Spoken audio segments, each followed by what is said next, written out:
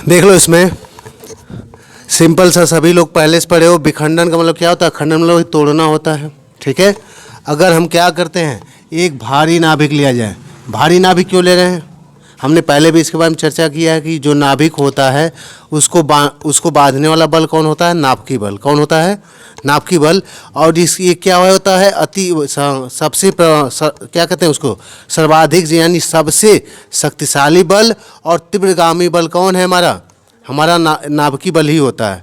लेकिन इसकी रेंज जो होती है कम होती है। तो अगर हम छोटा नाभिक लेंगे तो इसकी रेंज जो है वो उसकी रेंज कम हो जाएगी, और उसके अंदर जानते हो नाभिक बल को वहाँ टक्कर देना यानी उसको तोड़ना क्या हो जाएगा?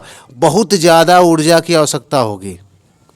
समझ में आ रही? इसलिए हम उठाते हैं भारी नाभिक, क्योंकि भारी नाभिक में हमारा कुलामी बल क्या होता है? प्रोटॉनों के बीच का बढ़ जाता है, तो इनको तोड़ना आसान होता है। तो हम क्या करते हैं यहाँ पे, भारी नाभिक जैसे हमने मान लो यूरेनियम उठा दिया, रेडियम ले लिया, वैसे ज़्यादातर हम इस्तेमाल करते हैं यूरेनियम और थोरियम। पास में आ रही है? तो यहाँ पे अगर हम यहाँ पे एक भेज दें एक न्यूट्रॉन, न्यूट्रॉन का परमाणु क्रमांक क्या होता है? 0, यानी परमाणु क्रमांक में न्यूट्रॉन नहीं जोड़ा जाता, लेकिन द्रव्यमान इसका एक लिया जाता है, यही ना? तो इसको ऐसे दिखाते हैं, एक न्यूट्रॉन मान लो हम यहाँ से भेज दें। वैसे इसका प्रयोग सबसे पहले ऑटो हान ने किया था। ऑटो हान वैज्ञानिक थे। ठीक है, जो हमारी पेट्रोल गाड़ी है उसकी इंजन की साइकिल देने वाले यही थे, ऑटो हान। तो ऑटो हान ने किया था इसका प्रैक्टिकल। उन्होंने जब किया था तो उन्होंने यूरेनियम 235 नहीं उठाया, उन्होंने उठाया था यूरेनियम 238 पे प्रैक्टिकल किया था। और जब यहाँ पे उन्होंने भेजा था तीव्रगामी न्यूट्रॉन यहाँ भेजा, और जैसे न्यूट्रॉन इसमें गया, ऐसे प्रवेश किया, ये इसको तोड़ता गया। यहाँ पे चूंकि ये बड़ा था, ये 2 भागों में तोड़ता गया, और जैसे इसको तोड़ता गया नाभिकीय बल एक छोटे रेंज में बनना शुरू हो गया। किसमें बनना शुरू हो गया? एक छोटे रेंज में। और न्यूट्रॉन यहाँ जब निकला है तो यहाँ ये 2 भागों में बढ़ गया हमारा। बात में आ रही है? और इसके अलावा यहाँ से एक नहीं, एक तो इंटर किया था, लेकिन 2 न्यूट्रॉन, और यहाँ से इंटर किया एक, लेकिन निकले कितने? 3 न्यूट्रॉन निकले थे। इसके अलावा इसमें द्रव्यमान में क्षति भी हो गई थी, नुकसान भी हुआ था, और वही द्रव्यमान हमारा ऊर्जा के रूप में यहाँ निकला था। किस रूप में? ऊर्जा के रूप में निकलता है। ठीक है, एक यूरेनियम में अभी हम चर्चा करेंगे कितना द्रव्यमान क्षति होती है। तो यहाँ पे उन्होंने जो किया था 238 किया था। थोड़ा सा 238 को तोड़ने के लिए हमें कुछ ज़्यादा ही तीव्रगामी न्यूट्रॉन की आवश्यकता होती है। ठीक है, लेकिन बाद में उसी प्रैक्टिकल को जब 235 पे किया गया तो 235 में थोड़ा हमारा इलेक्ट्रॉन जो होगा मंदगामी भी होता है, तो भी इसको भेद के निकल जाता है। ठीक है, तो यहाँ पे हम चाहें तो एग्जाम्पल में दोनों में से कोई भी लिख सकते हैं, लेकिन एक चीज़ कॉमन इसमें क्या है? सिंपल सा हम लिखेंगे क्या? जब एक भारी नाभिक को क्या कहता है? जब एक भारी नाभिक को 2 या 2 से अधिक हल्के नाभिकों में क्या किया जाता है? तोड़ा जाता है, तो इसी घटना को क्या कहते हैं? नाभिकीय विखंडन कहते हैं। इसको हम किसकी सहायता से तोड़ते हैं? एक तीव्रगामी न्यूट्रॉन जिसके पास क्या होती है? बहुत सर्वाधिक गतिज ऊर्जा, उसके द्वारा इसका विखंडन किया जाता है। अब यहाँ पे 2 प्रकार से कर सकते हैं। यूरेनियम अगर हम 235 लेते हैं, यूरेनियम अगर 235 हमने लिया, तो यहाँ जो मंदगामी हमारा न्यूट्रॉन होगा तो भी काम चल जाएगा। ठीक है, अंतर क्या है कि यूरेनियम को जब भी तोड़ेंगे तो ये बेरियम और क्रिप्टॉन ही बनाएगा। क्या बनाएगा? यह बनाएगा बेरियम और क्रिप्टॉन ही बनाएगा। अंतर क्या होगा सुनो। अब जैसे मान लो यहाँ 238 हो गया, अगर 238 वाला है तो बेरियम हमें जो मिलेगा उसका 148 यहाँ द्रव्यमान होगा, और ये 88 होगा। बस में ही बस यही डिफरेंस होता है और कुछ नहीं इसमें। तो हम सिंपल सा, हमसे अगर नाभिकीय विखंडन पूछा जाता है तो कुछ नहीं करना है, 2 लाइन लिखना है और एग्जाम्पल लिख देना है। ठीक है, इसमें जो द्रव्यमान क्षति होती है, ये 3 न्यूट्रॉन इसमें निकलेंगे। इसमें जो द्रव्यमान क्षति होती है वह होती है हमारी डेल्टा एम। यहाँ जो होता है डेल्टा एम, ये होता है 0.20 AMU होता है एक यूरेनियम में। एक यूरेनियम को अगर हमने तोड़ दिया, 35 वाले को 235 को तोड़ दिया, तो मात्र एक यूरेनियम के नाभिक टूटने में केवल कितना हो रहा है? 0.20 AMU का द्रव्यमान क्षति हो रहा है। तो बताओ ऊर्जा कितनी हो जाएगी? ऊर्जा बराबर हम पढ़े हैं क्या होता है, mc² पढ़े हैं ना। यहाँ पर हो जाएगा 0.2। देखो ये हो गया इतना। एक AMU से कितनी ऊर्जा निकलती है, 931 मेगा इलेक्ट्रॉन वोल्ट। हम लोग पढ़े हैं ना, एक AMU जो होता है वो कितनी ऊर्जा के बराबर होता है, एक AMU द्रव्यमान ये 931 मेगा इलेक्ट्रॉन वोल्ट ऊर्जा के बराबर होता है। इसका अगर गुणा करेंगे तो 2 गुना कर लो इसको,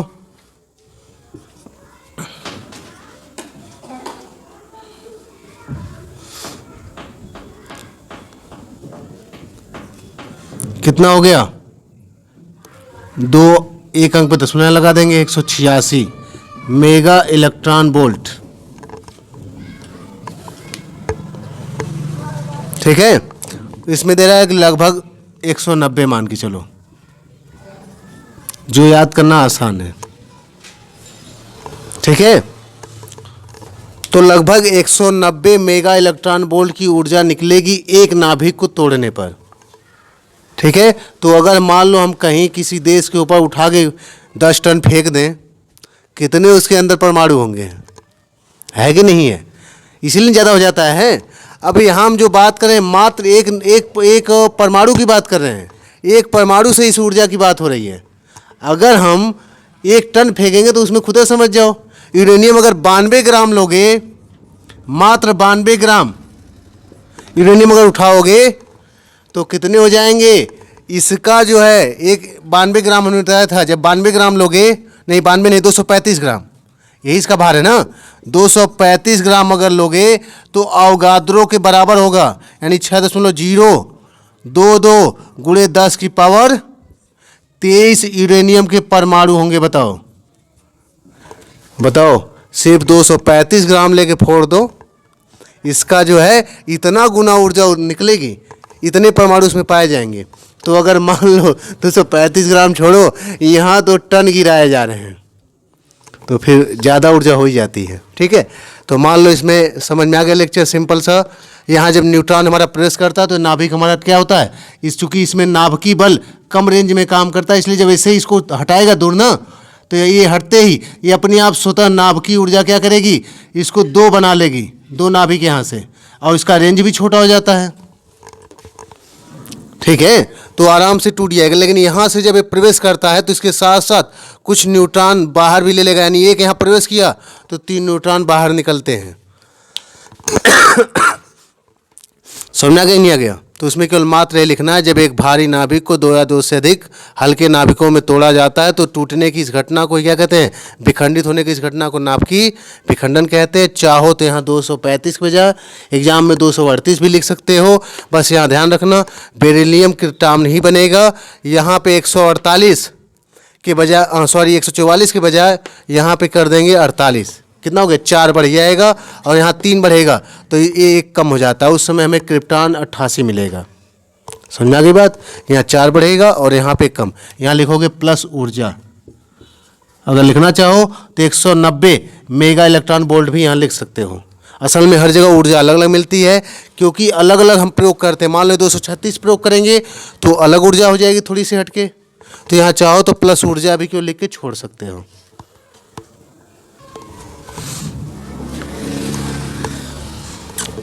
उसे चाहो तो यहाँ पे 38 भी लिख सकते हो, जो चाहो लिख लो। यहाँ न्यूट्रॉन कर लो, न्यूट्रॉन। यहाँ जैसे क्या होता है, मंदगामी न्यूट्रॉन है, क्या है, मंदगामी। मात्र इसको अगर हम 0.03 इलेक्ट्रॉन वोल्ट ऊर्जा अगर दे दें तो ये मंदगामी ही तोड़ देगा इसको, मंदगामी न्यूट्रॉन।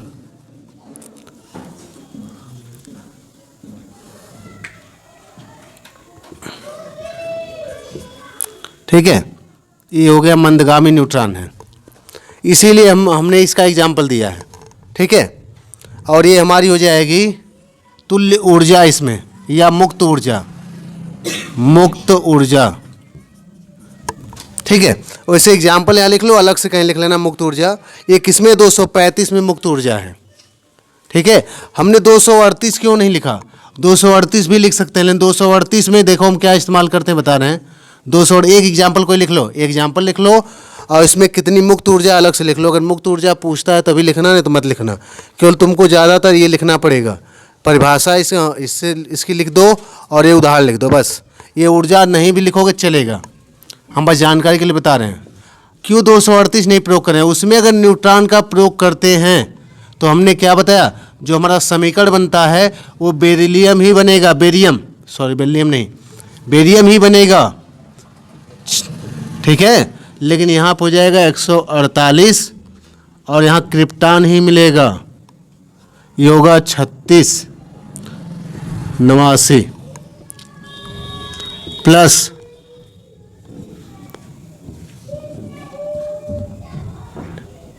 ठीक है। ऑटो हन ने भले ही प्रयोग किया हो, लेकिन असल में यह थियरी बहुत पहले ही आइंस्टीन ने दे दी थी, और आइंस्टीन ने चेतावनी भी दी थी कि कभी भी कोई नाभिक को ना तोड़े, क्योंकि आइंस्टीन का कैलकुलेशन बहुत ज़बरदस्त था, ठीक है। लेकिन ऑटो हन को लगा कि शायद मैं दुनिया में नई खोज कर दूंगा, तो उन्होंने ये प्रैक्टिकल तो कर दिया, पर ये विस्फोट जहाँ पे किया था उन्होंने ना, वहाँ पे बहुत लंबी रेंज में जो है इतनी ऊर्जा उत्पन्न हुई थी कि उनको भी अंदाज़ा नहीं था कि इतनी ऊर्जा निकल जाएगी। वो खुदा सर पे हाथ रख लिए और उन्होंने कहा कि जिस दिन ये मेरा एक्सपेरिमेंट जहाँ भी किया जाएगा, जहाँ भी ये बम फोड़ा जाएगा ना, वहाँ पूरा समझ लो कि जीवन जो है बेकार हो जाएगा, पूरा नष्ट हो जाएगा पूरी तरह, ठीक है। लेकिन उनको अंदाज़ा नहीं था। आइंस्टीन ने चेतावनी दी थी कि ऊर्जा जो है हमारा द्रव्य इसमें नष्ट होगा और ऊर्जा बहुत ज़्यादा उत्पन्न होगी, पर किसी ने ध्यान नहीं दिया। तो यहाँ जो न्यूट्रॉन इस्तेमाल किया था उन्होंने, लगभग 10⁶ इलेक्ट्रॉन वोल्ट। सोच लो कितनी ऊर्जा है, लगभग क्या हो गई, मेगा इलेक्ट्रॉन वोल्ट ऊर्जा हो गई, ठीक है। लगभग क्या हो गया, मेगा इलेक्ट्रॉन वोल्ट। अब देखो दोनों में कंपैरिजन खुद ही देख लो, ऊर्जा का हो गया है, ये कितना है हमारा, दोनों में कितना डिफरेंस देख लो। यह 1 इलेक्ट्रॉन वोल्ट भी नहीं, इसको तो अगर अच्छा सा ताप दे दो, अगर न्यूट्रॉन को अच्छे से अगर ताप दे दो, इसको टेम्परेचर, तो ताप के द्वारा भी इतनी ऊर्जा न्यूट्रॉन को दी जा सकती है। यही कारण है कि यह जो दिख रहा रिएक्शन ना, यह आगे चल के एक चैन बनाएगा। अभी हम आगे पढ़ेंगे, अगली हेडिंग उसी को पढ़ने वाले हैं। ये वाला जो होता है, इतनी कम ऊर्जा है कि न्यूट्रॉन को इतना हम ताप में अगर उसको गर्मी दे दिया जाए, केवल वहाँ गर्मी मिल जाए, उसको ताप मिल जाए, उष्मा मिल जाए, तो भी इतना जो ऊर्जा उसकी आराम से बन जाएगी। बात में आ रही है? तो यहाँ एक इक्वेशन लिख लो, ऊर्जा नहीं लिखोगे चलेगा, ठीक है, प्लस यहाँ ऊर्जा, दोनों में से कोई भी एक लिख लो। वैसे हम कहेंगे 235 लिख लो, बाकी 238 की इच्छा कर लिखो चाहे मत लिखो।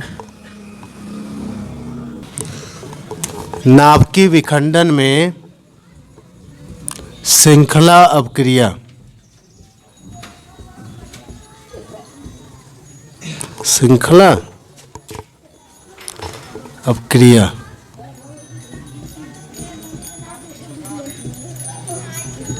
देख लो अगला टॉपिक।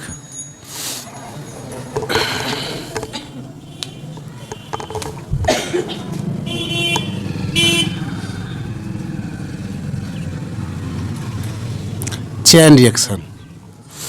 हम बात करेंगे किसकी, यूरेनियम 235 की, हम इसकी बात नहीं करेंगे 238 की। बात समझना, अभी रीजन में बता दे रहे हैं क्यों।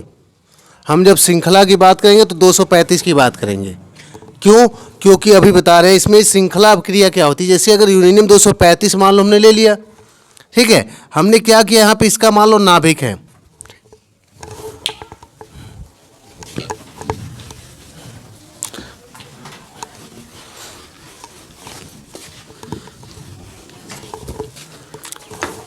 मान लो यूरेनियम 235 हो गया है, यूरेनियम 235 हो गया, ठीक है।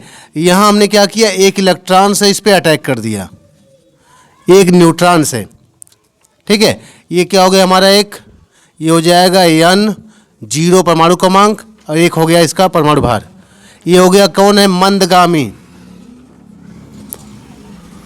मंदगामी न्यूट्रॉन है, क्योंकि हमने पहले कह दिया इसकी ऊर्जा बहुत ही कम होती है। मात्र कितनी ऊर्जा, केवल इसको 0.03 इलेक्ट्रॉन वोल्ट से इसको त्वरित कर दोगे, यानी इसको 1 वोल्ट का भी तोड़ नहीं चाहिए, 1 वोल्ट का भी तोड़ नहीं चाहिए इसको, उससे कम 0 कितना 0.3 इलेक्ट्रॉन वोल्ट का मतलब हो गया इतना वोल्ट से इसको त्वरित कर दो, उतनी ऊर्जा दे दो, इसको गति दे दो, तो क्या करेगा, यह यूरेनियम में जैसे प्रवेश करेगा ये हमारा क्या होगा, यह दो भागों में टूट जाएगा तुरंत। क्या होता है, दो भागों में टूट जाता है। अभी जस्ट हमने पढ़ा, एक हमारा क्या होगा, एक हमारा हो गया बेरियम, एक क्या हो गया हमारा, ये हो गया बेरियम, बहुत छोटा हो जाएगा, बेइज्जती हो जाएगी इसकी बेरियम की। बेरियम 144 मान लो हो गया, ठीक है, 56, ठीक है। अब आ जाओ दूसरा, इसमें से क्या निकलेगा, क्रिप्टॉन, ठीक है, ये हो गया 36, 89। अब इसके अलावा इसमें क्या निकल रहा है, 3 न्यूट्रॉन, क्या इसमें निकल रहे हैं, इसमें 3 न्यूट्रॉन निकल रहा है। देखो यहां से अब 3 न्यूट्रॉन निकलेंगे, एक न्यूट्रॉन इधर हो गया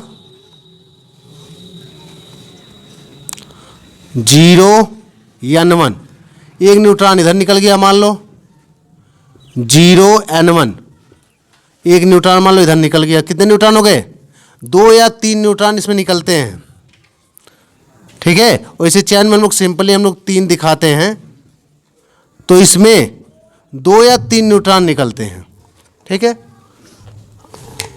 हमने क्या किया, मंदगामी न्यूट्रॉन जैसे दिया, यहाँ पे क्या होगा ना, यूरेनियम 235 का तुरंत दो नाभिकों में टूट गया है, बेरियम और क्रिप्टॉन। इसके अलावा इसमें 2 या 3 न्यूट्रॉन निकलते हैं, उसके साथ क्या निकलेगी, इसमें ऊर्जा, ऊर्जा कितनी लगभग निकलती है, 190 मेगा इलेक्ट्रॉन वोल्ट। ये बताओ कि इसको 1 इलेक्ट्रॉन वोल्ट भी नहीं चाहिए, वहाँ पे मेगा इलेक्ट्रॉन वोल्ट है। मतलब यहाँ इतना तापमान होगा एक के टूटते ही कि आसानी से इनकी ऊर्जा क्या होगी, इससे ज़्यादा होगी, होगी कि नहीं होगी। अब ये एक नाभिक है, एक परमाणु है, उसके बगल में ये क्या करते हैं, दूसरे यूरेनियम नाभिक को तोड़ देगा। ये किसको तोड़ेगा, दूसरा जो यूरेनियम नाभिक होगा उसको अब ये तोड़ देगा, क्योंकि यहाँ इतनी ऊर्जा निकल रही है, इतना तो वहाँ पे ताप उत्पन्न हो जाएगा, यहाँ उतनी उष्मा हो जाएगी, इसका इतना क्या, इसको इतनी भी ऊर्जा नहीं मिलेगी। जहाँ 190 मेगा का मतलब हो गया 10 की पावर 6 इलेक्ट्रॉन वोल्ट की, जहाँ इतनी हाई ऊर्जा है उत्पन्न हो रही है, वहाँ उसको क्या 1 वोल्ट भी, इलेक्ट्रॉन वोल्ट भी नहीं मिलेगा। तो ये आसानी से ये क्या करेगा, अगले 235, क्योंकि मान लो अगर छोटा सा भी यूरेनियम का एक टुकड़ा ले लिया, छोटा सा भी ले लिया, तो उसमें इतनी परमाणुओं की संख्या होगी, इतना संख्या होगी, हम काउंट नहीं कर सकते हैं, है कि नहीं है। हो सकता है 10 की 50 हो, 10 की पावर 100 भी हो सकता है, इतने ज़्यादा परमाणु हो सकते हैं उसमें। तो यहाँ पे जैसे एक टूटेगा, उसके बगल में जानते हो कितने पास परमाणु होते हैं, इसको इतनी ऊर्जा मिल जाएगी, बगल वाले नाभिक को ये तीनों तोड़ देंगे। अब एक को ये तोड़ेगा, फिर एक को ये तोड़ देगा यूरेनियम को 92-235 को, और एक को ये तोड़ देगा यूरेनियम 92-235 को, ठीक है। अब सुनना, जब ये टूट गया तो अब तो एक टूटा था तो 190 मेगा इलेक्ट्रॉन निकला, और उसमें से 1 इलेक्ट्रॉन वोल्ट भी ऊर्जा नहीं लेंगे, और ये तीनों के पास इतनी, बिना एक इलेक्ट्रॉन वोल्ट की ऊर्जा लिए ही इनको इतनी ऊर्जा मिले, क्योंकि इसको जोड़ो 3 गुना भी करोगे तो कितना होगा, 0.09 हुआ, है कि नहीं। तीनों मिलके कर लेंगे, इतनी कम ऊर्जा में आसानी से बगल वाले को तोड़ देंगे। अब इसको तोड़ेंगे तो इसके हर एक यूरेनियम में से फिर से वही सिस्टम है हमारा, क्या निकलेगा इसमें से, फिर से वही, ये बेरिलियम में टूटेगा, ठीक है, और किसमें टूटेगा, क्रिप्टॉन में, और इसमें से कितने न्यूट्रॉन निकलेंगे, फिर से इसमें से 3 न्यूट्रॉन निकलेंगे।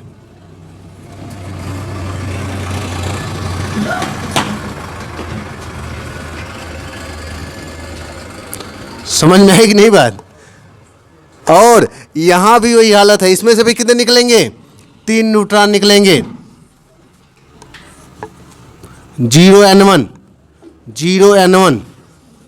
ये हो गए न्यूट्रॉन, इसमें से भी कितने निकलेंगे, 3।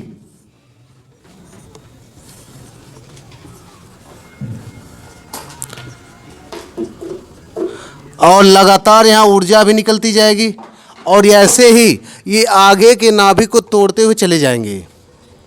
ध्यान समझा, मतलब इतना बड़ा यूरेनियम अगर उठाओ, तुमको पता है उसमें कितना नाभिक हो जाएंगे बताओ। हमने कहा 235 मात्र लोगे, 235 ग्राम केवल अगर ले लोगे यूरेनियम, तो 235 का मतलब कितना हो गया, 10 की पावर 23 उसके अंदर परमाणु पाए जाएंगे, 10 की पावर 23 नाभिक हो गए उसके अंदर, मात्र 235 ग्राम में। बात में आ रही है।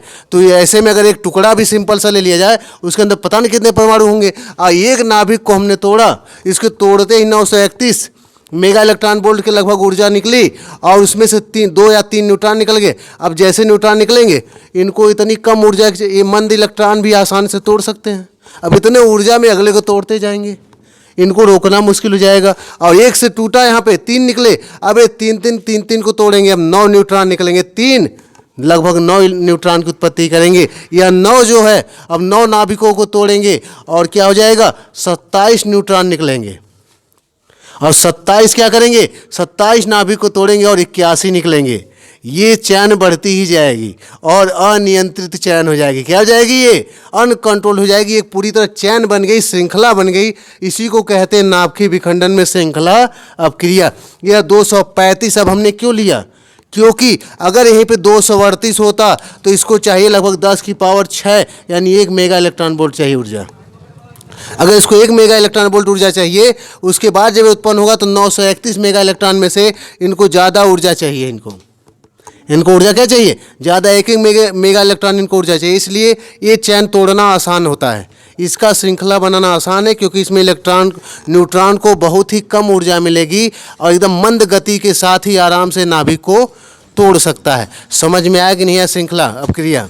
यह चैन ऐसे बढ़ती चली जाएगी, ठीक है। और अगर इसको कंट्रोल नहीं किया गया तो आगे बढ़ता ही जाएगा। जैसे 98 में अटल बिहारी वाजपेयी के समय में हमारे देश को मजबूत बनाने के लिए अमेरिका ने बैन कर दिया, इससे ज़्यादा नहीं कर सकते। हमारे देश में वैसे भी यूरेनियम सबसे ज़्यादा पाकिस्तान में पाया जाता है। बात में आ रही है। हमारे देश में थोरियम अच्छा मात्रा में है शायद, और थोरियम का उपयोग जो है और बेटर तरीके से हमारे देश में नाभिकीय रिएक्टर है, बड़े बड़े थर्मल पावर प्लांट है, जिससे हम लोग इस बम को फोड़ के कंपनियां चलाते हैं ऊर्जा उत्पन्न करके। हमारे देश का भी एक अलग स्टेटस है, ठीक है। दूसरे देश वहीं पे परमाणु बम बना रहा है, उसको विस्फोट करके दुनिया को मिटाने के लिए ही बना रहे हैं, जो है परमाणु भट्टी बना रहे हैं। उसके अंदर परमाणु बम फोड़ देंगे तो कंपनियां चलेंगी, बिजली मिलेगी उससे। ये अपने देश का अलग स्टेटस है। एक बार अमेरिका ने बनाया था एक रोबोट युद्ध करने के लिए, अभी भी उनके पास बहुत टेक्नोलॉजी है। बेचारा जो अपने से डिस्चार्ज हो गया युद्ध लड़ते लड़ते, उसको पता चल गया हाँ बैटरी वार्निंग दे रही, अपने से भग जाएगा, वहाँ से बंदूक छोड़ के जाएगा, अपने से प्लग लगाएगा, चार्ज होकर फिर वापस आएगा। तो बोला कि सब देश वाले इसको देख लें, पर भारत कभी ना देख पाए, नहीं तो आज देखेगा 4 दिन मार्केट में डुप्लीकेट लॉन्च। हमारे देश की टेक्नोलॉजी अलग है, डुप्लीकेट लॉन्च करने में हम 1 नंबर मास्टर है। कोई चीज़ देख लिया हमने, कोई पीस अगर देख लिया ना, तो 4 दिन मार्केट में दिखना शुरू हो जाएगा। एक दवा आएगी, उसके 20 डुप्लीकेट आएंगे, पता नहीं चलेगा कौन ओरिजिनल है। एक अगर शैम्पू साबुन तक का जो है डुप्लीकेट बना के रख दिए 10, पता नहीं चलेगा कौन ओरिजिनल है। तो ये हमारे देश की खूबी है। तो श्रृंखला समझ में आ गया। जब यूरेनियम 235 में क्या करते हैं, एक मंदगामी न्यूट्रॉन क्या किया जाता है, इस पर टक्कर कराई जाती है, तो इसको भेदते ही क्या करता है, नाभिक हमारा 2 भागों में टूट जाता है, जिसमें एक बेरियम और क्रिप्टॉन मिलते हैं, और इसके अतिरिक्त 2 या 3 न्यूट्रॉन मिलते हैं। इसके साथ क्या मिलती है, पर्याप्त ऊर्जा। चूँकि ये मंद न्यूट्रॉन ही, ये जो मंद गति न्यूट्रॉन है, इनमें मंद मिलेगा, पर ये मंद न्यूट्रॉन ही अगले नाभिक को तोड़ने के लिए पर्याप्त होता है, क्योंकि आसानी से 235 टूट जा रहा है कम ऊर्जा में ही। अतः ये तीनों क्या करते हैं, अब 3 अगले नए नाभिकों को तोड़ते हैं, और उनसे भी क्या होगा, इसी श्रृंखला में 3 न्यूट्रॉन निकलेंगे, जो क्या हो जाएंगे 9 न्यूट्रॉन। ऐसे ही ये चैन आ गई। अभी 9 क्या करेंगे, अगले 9 नाभिकों को तोड़ेंगे और 27 न्यूट्रॉन निकलेंगे। इसी प्रकार न्यूट्रॉनों की संख्या बढ़ती जाती है, और ये अपक्रिया क्या हो जाती है, एक चैन की भांति। देखो 1 से 3, 3 से 3, ऐसे 1 से 3 बढ़ती चली जाएगी। 1 से 3, 3 से 9, 9 3 27, 27 3 81, ऐसे मल्टीपल होता चला जाएगा। इसीलिए इसको कहते हैं श्रृंखला अपक्रिया। हाँ, तो हमने क्या बताया, अटल बिहारी वाजपेयी ने क्या किया था, परमाणु जो परीक्षण कराया था उसमें कोटा में, वैसे हमारे यहाँ देश का कोटा में ही अधिकांश प्रैक्टिकल होता है, राजस्थान में बालू में, तो वहाँ पे परमाणु परीक्षण उसमें ज़्यादा हो गया था, कई परीक्षण कराए गए थे। यही न्यूट्रॉन हवा में घूम रहे थे, यूरेनियम तो खत्म हो गया। मान लो यूरेनियम जहाँ तक था वहाँ तक भेदते जाएंगे। ध्यान सुनना मेरी बात को। तो ये 3 की पावर मान लो चलते चले गए। ध्यान सुनना, एक नाभिक से कितना निकला, 3 है ना, अगले से कितना निकलेगा, 3 की पावर 2, ऐसे ही बढ़ता चला जाएगा न्यूट्रॉन हमारा। बढ़ते बढ़ते मान लो अगर हमने कहा ना, जैसे कि अगर हमने मान लो 235 ग्राम की ओर ले लिया, तो 235 ग्राम से भी कितने हो जाएंगे, 10 की पावर 23 लगभग परमाणु हुआ। तो हमारे पास न्यूट्रॉन की पावर कितना हो जाएगी, यहाँ पर 10 की पावर 23 हो जाएगा। 1 से 3 निकल रहा है ना, तो इतने न्यूट्रॉन मात्र 235 से निकलेंगे। 235 ग्राम यूरेनियम से इतने न्यूट्रॉन निकलेंगे, तो न्यूट्रॉन ज़्यादा हो गए थे, तो वो क्या कर रहे थे ना, वो बीमारियाँ फैला रहे थे। तब उस समय 1998 में जब उन्होंने कई वैज्ञानिकों से राय ली, तो कुछ वैज्ञानिकों ने बताया कि अगर उनको प्याज का धुआं दे दिया जाए तो इनएक्टिव हो जाएंगे, यानी असक्रिय हो जाएंगे न्यूट्रॉन, तो साइड इफेक्ट या बीमारियां कम हो जाएगी। तो उस समय प्याज को खूब सुलगाया गया, जितना हमारे देश में प्याज थी मंगा मंगा के। ऐसा हो गया कि प्याज की हो गई कमी हमारे देश में। नेपाल से मंगाई गई उसमें प्याज खरीद के अपने देश में देने के लिए, तो उस समय प्याज जो 80 रुपये किलो 1998 में बिकी थी, और वही प्याज उछाल उछाल के भाजपा वालों को ऐसा हराए गए कि कभी वापस दिखे नहीं। सब इधर आके फिर वापस दिखे, 80 रुपये प्याज कर दिए थे। तो रीज़न कुछ उसका और था। वाजपेयी नहीं तो अटल बिहारी वाजपेयी एक अच्छे नेता थे। जब उनको हटाया गया था तो मात्र जो उनसे कहा गया कि आप खाली कर दीजिए, बोले बस 5 मिनट रुके, ठीक है। गए, एक बैग था उसमें कपड़ा लत्ता रखे थे, एक कमंडली और एक छड़ी उड़ी लेके बाहर आ गए फट से। लोग आश्चर्य हो गए कि अगर एक IAS अधिकारी छोड़ो, अगर एक दरोगा का कुल ट्रांसफ़र होता है तो देखो कितना सामान निकल के आएगा, एक ट्रक सामान भर जाएगा। और ये बेचारे जो है PM हो गए, मात्र 5 मिनट 10 मिनट में खाली करके बाहर आ गए, बोल रहे हैं खाली हो गया आवास जो है। तो वास्तव में अच्छे नेता थे, लेकिन ये जो रीज़न था कोई समझ नहीं पाया, क्योंकि उस समय उतना कोई जानता नहीं था। ये रीज़न था ये न्यूट्रॉन हमारा। तो ये कौन सी अपक्रिया हो गई, ये श्रृंखला अपक्रिया, ये बढ़ता ही चला जाएगा। लिख लो उसमें। वैसे इसको चाहो तो आराम से बना के लिख सकते हो। जब क्या करते हैं 92 यूरेनियम 235 पे न्यूट्रॉनों क्या की जाती है, तीव्रगामी न्यूट्रॉनों की मंदगामी न्यूट्रॉनों क्या की जाती है, बमबारी की जाती है।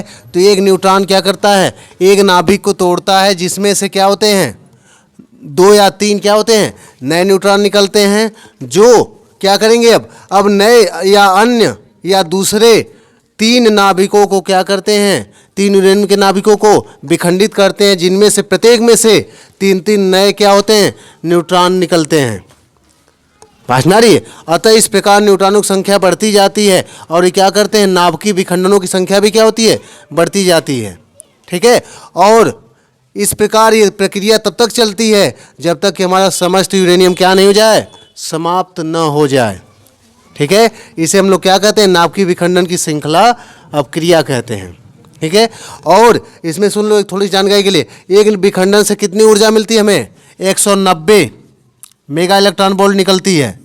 अब सोचो ये इसे धीरे धीरे अगर मान लो ऊर्जा आगे बढ़ती रही, विखंडन होता रहा, तो कुछ ही समय में बहुत जल्द ही इतना तेजी से 3 गुना होता जा रहा है, कुछ ही समय में क्या होगा विस्फोट बहुत ही विशाल रूप ले लेता है, ठीक है। और यहाँ पे क्या होगा इतना विस्तार रूप ले लेगा कि ये बम का रूप धारण कर लेता है, जिसे हम कहते हैं, देखो नाभिकीय विखंडन अपक्रिया हमारी 2 प्रकार की होती है। पहला होती है अनियंत्रित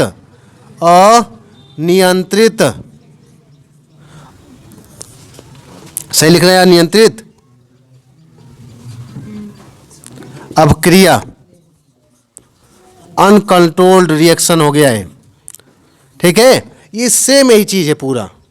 असल में बताओ ये कैसा रिएक्शन है, अनकंट्रोल। अगर इसको ऐसे ही बढ़ता चला जाए तो एक विखंडन से कितनी ऊर्जा निकलेगी, एक नाभिक के टूटने से 190, अगले ही क्षण 3 गुना हो जाएगा, 3 गुना ऊर्जा हो जाएगी। फिर उसके अगले ही क्षण क्या हो जाएगा, अगले क्षण उसका 3 गुना ऊर्जा। ऐसे ही क्षण भर में क्या होगा, कुछ ही समय में अगर इसको रोका नहीं गया तो ये कुछ ही समय में क्या लेता है, ये विस्तृत रूप धारण कर लेगा, ऊर्जा का विस्तृत रूप ले लेगा। और जब विस्तृत रूप ले लेगा तो उसी को हम कहते हैं परमाणु बम। क्या कहते हैं इसको, परमाणु बम कहते हैं, एटम बम, ठीक है।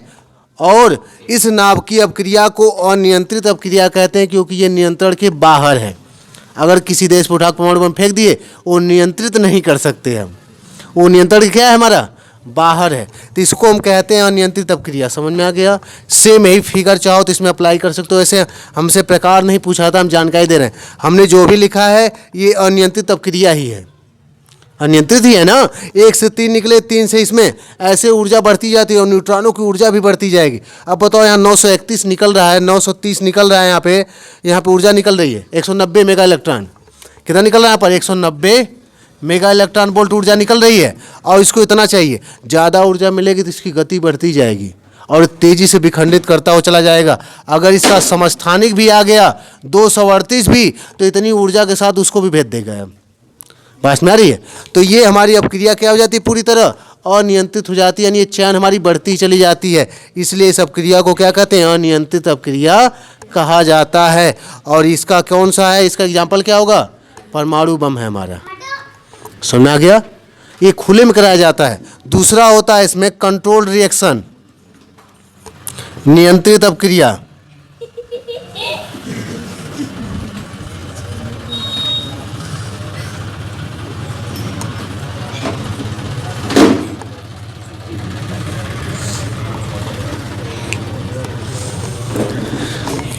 ठीक है, नियंत्रित रिएक्शन देख लो।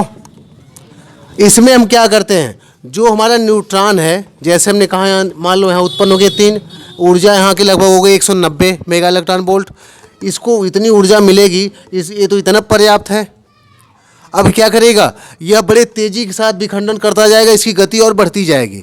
तो इसको क्या करते हैं, मंदक का प्रयोग करते हैं। क्या प्रयोग करते हैं, जो न्यूट्रॉन की गति है, न्यूट्रॉन की गति को मंद किया जाता है, धीमा। न्यूट्रॉन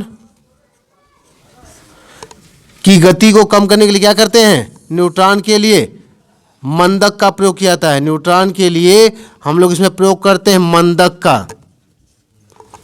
किसका प्रयोग करते हैं, मंदक का प्रयोग किया जाता है। मंदक में ज़्यादातर हम क्या इस्तेमाल करते हैं, ग्रेफाइट। ग्रेफाइट सभी जानते हो, पेंसिल। ग्रेफाइट का इस्तेमाल करते हैं, या D2O भारी जल का इस्तेमाल करते हैं।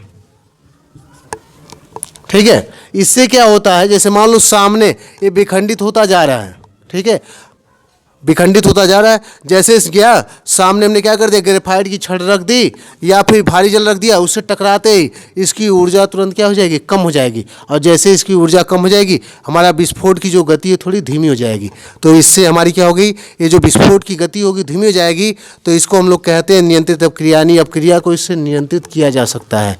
और नियंत्रित करने के लिए हमने बताया इसका इस्तेमाल कहाँ करते हैं, नाभिकीय रिएक्टर कहो, और चाहे उसी को हिंदी में कहो परमाणु भट्ठी कह सकते हो। नाभिकीय रिएक्टर या परमाणु भट्ठी में इसका प्रयोग किया जाता है, इसमें इसका उपयोग हो जाएगा।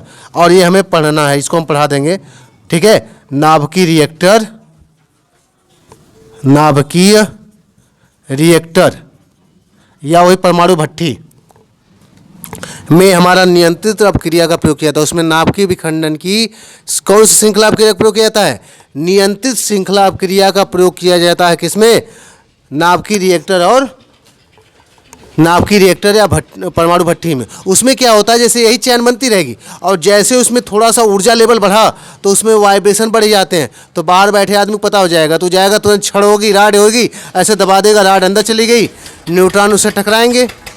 और न्यूट्रॉन के टकराने के बाद इसमें जैसे विखंडन अगर हो रहा है, हमने कहा इसमें विखंडन में हमें Sb भी मिलता है, कई एलिमेंट मिलते हैं, दो न्यूट्रॉन भी मिलते हैं, 4 भी मिलते हैं, 2 न्यूट्रॉन भी मिलेंगे, 4 न्यूट्रॉन भी मिलेंगे। अब जैसे क्या होता है, परसेंटेज क्या हमें अधिक मिल रहा है। हमने कहा अगर यूरेनियम को हम तोड़ रहे हैं तो 90% से ज़्यादा चांसेस ये हैं कि वो हमें बेरियम और क्रिप्टॉन ही मिलता है, तो हम वही लिखेंगे। बात में आ रही है। अब ये निर्भर करता है कि हम इसको कितनी ऊर्जा दे रहे हैं, कितना गति से इसका भेदन करा रहे हैं। बात में आ रही है, उसके हिसाब से टूटता है, लेकिन अधिकांश से ही टूटता है, इसलिए हम इसको लिख रहे हैं। ये मिलता है हमें टूटने पर, नहीं तो इसके अलावा Sb में भी टूटता है, 2 न्यूट्रॉन भी मिलेगा, 4 न्यूट्रॉन भी मिलता है, लेकिन औसतम हमने बताया कितने मिलेगा, इसमें 2 या 3 लिया जाता है। बात में आ रही है, डिपेंड करता है किस में टूट रहा है, लेकिन ये ज़्यादा टूटता है, इसलिए हम इसको लिख रहे हैं। एक चीज़ और इसमें जान जाओ, थोड़ा सा कभी एग्जाम पूछ देता है आसान सा, श्रृंखला अपक्रिया समझ में आ गई। ठीक है, अगर ऐसे ही चलता रहा, ये आगे बढ़ता रहा तो एक विशाल रूप धारण कर लेता है। ठीक है, इसीलिए इसको हम क्या कहते हैं, इसको कहते हैं नाभिकीय विखंडन की अनियंत्रित श्रृंखला अपक्रिया कहते हैं, अगर इसको कंट्रोल नहीं किया गया तो। और इसका उपयोग कहाँ किया जाता है, परमाणु बम, इसका ही एक एग्जाम्पल है। दूसरी चीज़, अगर इसको हमने क्या कर दिया, इसको नियंत्रित कर दिया। नियंत्रित कैसे करते हैं, त्रिगामी न्यूट्रॉनों को धीमा करके। इसमें 3-4 सिस्टम होते हैं। जैसे हम पहला क्या कर दें, यूरेनियम 238 का प्रयोग कर दें, जो धीमे न्यूट्रॉनों को क्या करेगा, अवशोषित कर लेगा, विस्फोट नहीं होगा। दूसरा सिस्टम क्या है, हम यहाँ पे मंदक का प्रयोग कर दें, ग्रेफाइट और भारी जल, सबसे बेटर यही होता है जो कंपटीशन में भी पूछा जाता है, ग्रेफाइट और भारी जल के द्वारा। ठीक है, इसके अलावा हम चाहते हैं तो इसको यूरेनियम 235 को अलग करके, ऐसे लिख सकते हो, अलग करके भी कर सकते हैं, उसको अलग कर दिया जाए, वहाँ से हटा दिया जाए, कोई सिस्टम हमारे पास पहले से हो। ठीक है, लेकिन सबसे ज़्यादा फेमस सिस्टम यही है। अब आ जाओ, इसी में आता है क्रांतिक साइज जिसको कहते हैं, क्रिटिकल साइज जिसको कहते हैं, क्रांतिक आकार। इसी में क्रांतिक आकार, क्रांतिक आकार आसान सा एकदम है, क्रिटिकल साइज, क्रिटिकल साइज। ठीक है,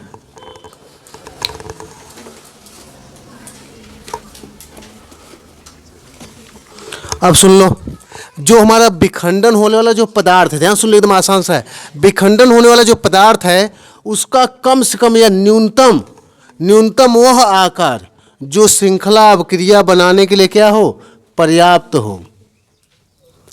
समझ में आ रही है? विखंडनी जो पदार्थ है हमारा, जो पदार्थ विखंडित हो रहा है, उसका वह न्यूनतम आकार जो अवक्रिया को, कौन सी अवक्रिया बनाने में, जो श्रृंखला अवक्रिया बनाने के लिए क्या हो, पर्याप्त हो, उसे हम लोग क्या कहते हैं, उस आकार को क्रांतिक आकार कहते हैं। सिंपल सा है, कभी मान लो पूछ दिया, एकदम आसान सा है। अगर यहीं पे पूछ दे क्रांतिक द्रव्यमान, पूछ दे, क्या पूछ दे, क्रांतिक द्रव्यमान,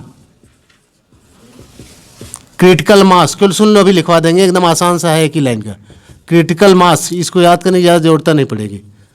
फिर से वही सिस्टम है, क्रिटिकल द्रव्यमान।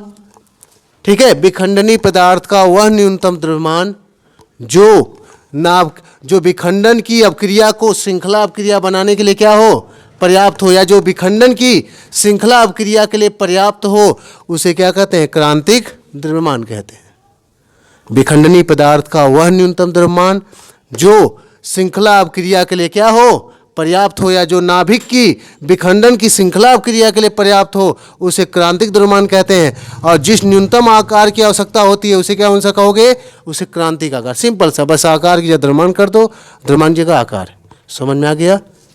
ठीक है, अगर हमारे पास कोई विखंडनी पदार्थ हमने ले लिया, यूरेनियम ही मान लो उठा लिया, तो कम से कम उसका कितना साइज होना चाहिए, कितना आकार होना चाहिए जिससे हमें श्रृंखला अवक्रिया मिल जाए, वह क्रांतिक आकार है। और कम से कम कितना द्रव्यमान होना चाहिए जिससे श्रृंखला अवक्रिया प्राप्त हो जाए, उसे हम लोग कहते हैं क्रांतिक द्रव्यमान।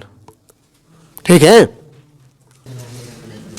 देख लो, नाभिकीय संलयन सिंपल सा एकदम है। संलयन में क्या होता है, गांव में कहते हैं आटा सानना, संलयन मतलब उसको मिलाना। ठीक है, तो ये बताओ आखिर में जुड़ कैसे सकते हैं। अगर दो नाभिकों को मान लो जोड़ना है, तो नाभिकों में क्या होता है, प्रतिकर्षण। क्या होता है, प्रतिकर्षण होता है, सभी जानते हो, धनावेश होता है।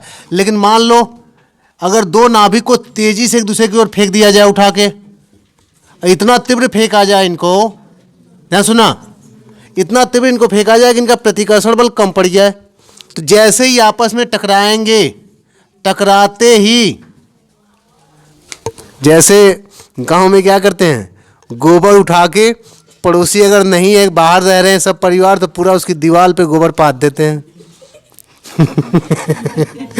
क्या करते हो, अगर पातना हो तो उसको धीरे से उठा के रखोगे उस पे, नहीं, तेजी से थबाक से मार देते हो, काम खत्म। बात में आ रही ना? तो जैसे तेजी से इस पे टकराएगा, टकराते ही क्या करता है, ये एक नाभिक क्रिएट कर लेता है। बात में आ रही? तेजी से इसे टकराएगा जब दो नाभिक, लेकिन ध्यान रखें, जितना ही बड़ी नाभिक होगा, जितना ही विशाल नाभिक होगा, इनमें प्रतिकर्षण बल क्या होगा, उतना ही अधिक होगा। उनको मिलाना मुश्किल होगा, क्योंकि जो बहुत ज़्यादा भारी नाभिक हैं वो खुद बेचारे फूट के इधर उधर बह रहे हैं, रेडियोधर्मी पदार्थ अपने से फूट के इधर उधर गायब हो रहा है, उसमें से निकल रहा है। तो हम इसमें लेते हैं छोटा हल्का नाभिक। कैसा लेंगे, हल्के नाभिक को लेते हैं। इससे हमें फ़ायदा क्या होता है कि इनमें प्रतिकर्षण कम होता है, आसानी से ये आपस में टकरा जाएंगे। ठीक है, तो यहाँ पे दो हल्के नाभिक लेते हैं, और दो हल्के नाभिकों को क्या किया जाता है, जब दो हल्के नाभिकों को आपस में क्या किया जाता है, मिलाकर या संलयित कर कर हमें क्या प्राप्त हो जाए, एक भारी नाभिक मिल जाएगा। जब जैसे मिलेगा वैसे भी भारी ही मिलेगा। जैसे भारी नाभिक प्राप्त होता है तो सभी को पता है कि अगर दोनों मिलेंगे तो मिलने के पश्चात जितना इनका द्रव्यमान है कतई उतना द्रव्यमान हमें यहाँ मिलने वाला नहीं है। उसका रीज़न क्या है? क्योंकि कभी भी जब दो चीज़ें आपस में टकराती हैं ना तो पूरी तरह ये वास्तव में वो मिलकर एक बना नहीं सकती, पूरा द्रव्यमान हमें नहीं मिलेगा। बात में आ रही है? गोबर उठा के दीवार पे मार दिए, कुछ गायब हो जाएगा, तुम्हारे ऊपर आ जाएगा, कुछ पड़ोसी पे मारोगे तुम्हारे ऊपर नहीं आएगा। हाँ, पड़ोसी कब्जा तगड़ा करते हो, आ जाओ इधर वापस आ जाओ। असल में पड़ोसी का नाम इसलिए आता है क्योंकि बेचारे पड़ोसी, जाने दो, पड़ोसी बेचारे ये भी नहीं सोचते, बताओ किसके ऊपर इल्जाम लगा रहे हो, जाने दो, यूट्यूब पे आ जाएगा ना। नहीं तो बताओ, हमको हमारे ऊपर केस बनती थी कि जाके घर उसके खेत में से प्याज उखाड़ते थे, लहसुन उखाड़ते थे। अरे मैं अपना प्याज नहीं उखाड़ना तो दूसरे कहाँ उखाड़ने का टाइम बच रहा है, चलो आ जाओ वापस आ जाओ। तो यहाँ पे सुन लो, जब दो हल्के नाभिक क्या होते हैं, परस्पर संलयित होकर एक भारी नाभिक बनाते हैं तो इसी घटना को क्या कहते हैं? नाभ की संलयन। हल्के क्यों मिला रहे हैं, समझ में आ गया? परिभाषा तो मान लो सिंपल से लिख ही सकते हो। इसमें क्या होता है, हम दो भागों में अब क्रिया यहाँ लिख सकते हैं। उदाहरण अगर लिखोगे तो उसमें उदाहरण में लिखोगे, उदाहरण करके लिख लेना, थोड़ा सा छोड़ लेना लाइन, अपने से लिख लेना। दो ये हमारा क्या हो गया, एक जो होता है सुनो 1H1, इसको क्या कहते हैं? प्रोटियम। क्या कहते हैं इसको प्रोटियम कहते हैं। पर ध्यान दो, असल में प्रोटियम पूरा नहीं है, प्रोटियम का नाभिक है। प्रोटियम मतलब हाइड्रोजन का क्या है? नाभिक। यहाँ नाभिक की केवल चर्चा चल रही है, उसके ऊपर बाहर इलेक्ट्रॉनों को भूल जाओ, कक्षाओं को भूल जाओ। तो यहाँ केवल नाभिक हुआ। मैं कह रहा हूँ कि केवल एक नाभिक में है, मतलब एक उसमें क्या है, एक परमाणु क्रमांक यानी एक प्रोटॉन है, और न्यूक्लियन भी कितना है, एक है, मतलब एक प्रोटॉन केवल है उसमें। तो इसको हम लोग प्रोटॉन भी कहते हैं। क्या कहते हैं इसको केवल प्रोटॉन कहा जाता है। अरे 1H1 मतलब हमारा अगर हाइड्रोजन है हमारा ये, और उसका केवल नाभिक लो तो नाभिक में एक प्रोटॉन न हुआ, और हम केवल यहाँ नाभिका की बातें कर रहे हैं, तो ये असल में प्रोटॉन है, प्रोटियम का नाभिक हो गया। यानी कि 1H1 को क्या कहते हो? प्रोटियम। इसको क्या कहते हैं? इसको कहते हैं ड्यूटेरियम। इसको कहते हैं ड्यूटेरियम। ड्यूटेरियम दोनों है, ठीक है, दोनों ड्यूटेरियम हो गए। लेकिन यहाँ ध्यान देने की बात है, जैसे हम यहाँ ड्यूटेरियम लिख रहे हैं, पर अगर इसको इससे भी बेटर होगा अगर हमें कह दें कि ड्यूटेरियम का नाभिक है ये, कक्षाओं से हमें मतलब नहीं है, ठीक है। तो सबसे पहली चीज जान लो कि कक्षाएं कहाँ जाएंगी तब। इसका मतलब ये है कि नाभिकों को अगर जोड़ना तो वहाँ इतनी ज़्यादा ऊर्जा होनी चाहिए कि कक्षा अपने आप खत्म हो जाए। कैसे खत्म हो जाएगी? जब ज़्यादा ऊर्जा बढ़ती जाएगी, इलेक्ट्रॉन सब ऊर्जा लेके चले जाएंगे अनंत ऊर्जा स्तर पे, कक्षा छोड़ के फरार, बीच में बच गया केवल अकेला, नाभिकों कहाँ भाग के जाएगा। तो अब जो है टक्कर करा सकते हैं। यही कारण है कि यह अवक्रिया आसानी से सूर्य में निरंतर 24 आवर हमेशा होती रहती है। वहाँ का तापमान इतना अधिक है कि वहाँ पे हाइड्रोजन 90% या 99% से ज़्यादा वहाँ पे हाइड्रोजन ही है।